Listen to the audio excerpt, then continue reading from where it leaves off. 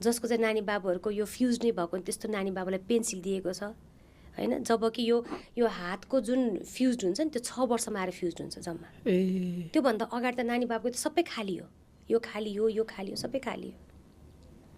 यो त डेभलपमेन्टको फेजमा छ है, विकासको क्रममा छ। त्यसपछि सानै उमेरमा धेरै लेखाउनै नहुने रहेछ है। त्यो दुखाइ हुन्छ, एकदमै दुख्छ उसलाई। दुख्ने पनि भयो, पछिसम्म इम्प्रेसन पनि पर्ने भयो। अनि फेरि के हुन्छ, लोड पर्ने भयो नि त। नानीले मलाई दुख्यो भन्छ के नानीले हैन, अनि त्यो दुख्यो भने दुख्यो भन्यो, त्यही पनि मान्नुहुन्न, पत्याउनुहुन्न। तँलाई होमवर्क धेरै गर्नु परेर दुख्यो भने भनेर गाली गर्नुहुन्छ। त्यसमाथि पनि यसबाट उसले छुटकारा पाउनु, उसलाई दुखेको छ तर उसले कसरी एक्सप्रेस गर्छ त, मलाई सुसु आइसक्यो भनेर एक्सप्रेस गर्छ, निस्किन खोज्छ त्यहाँबाट हैन।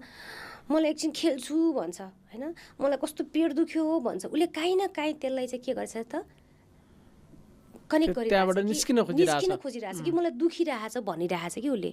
तर त्यो आवाज, त्यो उसको भावनालाई चाहिँ पेरेन्ट्सले नबुझ्दाखेरि नानी बाबुहरूलाई चाहिँ वितृष्णा, बिस्तारै पढाइ भनेको दुःख रहेछ